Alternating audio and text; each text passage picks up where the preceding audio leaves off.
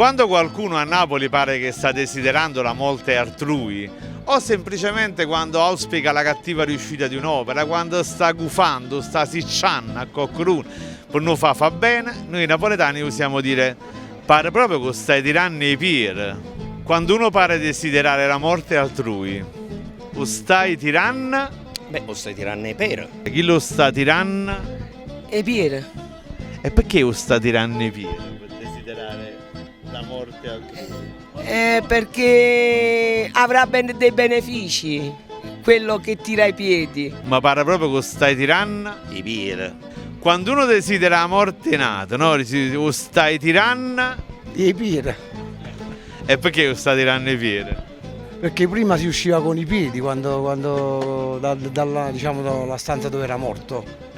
È perché la persona che va all'aldilà, per non farlo arrivare subito, gli tiri i piedi per non farlo salire subito.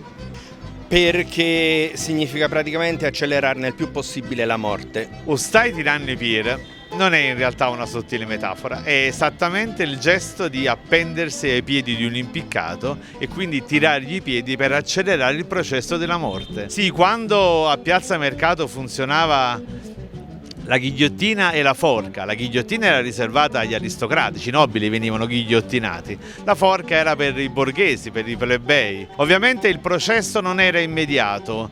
L'impiccato, ahimè, rantolava per diversi secondi e a volte minuti. E allora per accelerare il processo della morte il ragazzo del boia usava appendersi letteralmente ai piedi dell'impiccato. In senso estensivo quindi accelerare il processo della morte diventò o stai tirando i piedi.